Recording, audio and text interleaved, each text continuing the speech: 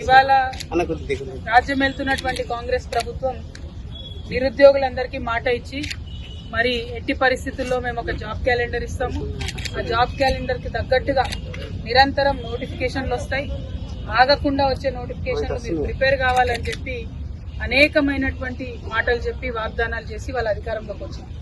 అధికారంలోకి వచ్చిన తర్వాత గత ప్రభుత్వం ఇచ్చినటువంటి నోటిఫికేషన్లు, వాటికి సంబంధించిన పరీక్షలు, అందులో వచ్చినటువంటి ఉద్యోగ నియామక పత్రాలు ఇచ్చుకోవడం తప్పితే కొత్తగా ఒక్కటంటే ఒక్క నోటిఫికేషన్ కూడా ఈ ప్రభుత్వం నుండి రానటువంటి పరిస్థితిని మనం గమనించవచ్చు. ఇవాళ ఆదిలాబాద్ జాగృతి జనంబాట కార్యక్రమంలో భాగంగా ఆదిలాబాద్ లో ఉన్నటువంటి ప్రభుత్వ లైబ్రరీకి ఇక్కడికి రావడం జరిగింది.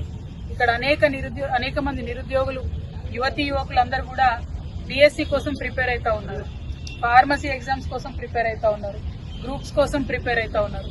కాకపోతే వాళ్ళందరికీ కూడా ఒక కన్ఫ్యూజన్, ఎప్పుడు నోటిఫికేషన్ వస్తుంది, వచ్చేటటువంటి నోటిఫికేషన్ కి ఎంతసేపు వెయిట్ చేయాలి, ఎన్ని రోజులు వెయిట్ చేయాలి, ఏమి అర్థం కాని పరిస్థితి ఉన్నది. ఏదైతే అనిశ్చితి ఉందని చెప్పి విద్యార్థులందరినీ మభ్యపెట్టి మీరు అధికారంలోకి వచ్చారో, మీరు వచ్చిన తర్వాత కూడా అధికారంలో అదే అనిశ్చితి కొనసాగుతా ఉంది. నేను ప్రభుత్వాన్ని ఒకటే డిమాండ్ చేస్తా ఉన్నాను, తక్షణమే జాబ్ క్యాలెండర్ ఇవ్వండి.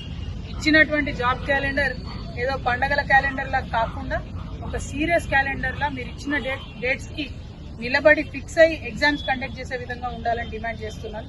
మరొక మాట, మొన్న గ్రూప్ 1 ఎగ్జామ్స్ మీరు చేసినప్పుడు అనేకమైన తప్పులు, తెలుగు మీడియంలో రాసే విద్యార్థులకు, ఉర్దూ మీడియంలో రాసే విద్యార్థులకు అనేకమైనటువంటి ఇబ్బందులు జరిగినాయి. క్వశ్చన్స్ లో తప్పులున్నాయి, ఆన్సర్ షీట్స్ లో తప్పున్నాయి, దిద్దే విధానంలో తప్పు ఉన్నది, చాలా విభత్సమైన మిస్టేక్స్ చేశారు. మనం అట్లా కాకుండా మంచిగా క్వాలిటీ ఎగ్జామ్స్ పెట్టండి, కరెక్ట్ గా నిర్వహించండి. ప్రతిపక్షాలన్నీ కూడా మీకు మద్దతు ఇస్తాయి. మీరు విద్యార్థుల పక్షాన ఉండండి, నిరుద్యోగుల పక్షాన ఉండండి. మేము కూడా అందరం కూడా సహకరించి ఎగ్జామ్స్ మంచిగా అటెండ్ చేద్దాం. ఎండ్ ఆఫ్ ద డే ఇవాళ లైబ్రరీలో చూస్తే మరి అనేక మంది పిల్లలు చదువుకుంటున్నారు, వేరే వేరే మండలాల నుంచి కూడా వచ్చి చదువుకుంటున్నారు. కానీ వారికి ఇక్కడ ఫుడ్ తినే ఫెసిలిటీ కూడా లేదు. మేము ఇదివరకు మా నిజామాబాద్ లైబ్రరీలో ఒక 5 నుంచి 6 సంవత్సరాలు మధ్యాహ్నం పిల్లలకు లంచ్ ప్రొవైడ్ చేసినాం. బాజాప్తగా లైబ్రరీలోనే ఒక ప్లేస్ తీసుకొని మా జాగృతి నుండి ప్రొవైడ్ చేసినాము. కానీ ఇక్కడ మరి నా ఒక్కదాని కోసం కాదు, ఒక నిజామాబాద్ కోసం కాదు, మొత్తం తెలంగాణలో ఉన్న 33 జిల్లాల్లో ఉన్న లైబ్రరీలో చదువుకునే యువతీ యువకుల కోసం ప్రభుత్వమే mid day meals programme start చేయాలని నేను ఈ సందర్భంగా డిమాండ్ చేస్తా ఉన్నాను. ఎందుకంటే దీనివల్ల మండలాల నుంచి వచ్చేటటువంటి స్టూడెంట్స్ కి, ఇక్కడ ఉండి చదువుకునే స్టూడెంట్స్ కి మంచి ఫెసిలిటీ అవుతుంది. అట్ ద సేమ్ టైం ఇప్పుడు ఉన్నటువంటి లైబ్రరీస్ కూడా చాలా చిన్నగా ఉన్నాయి.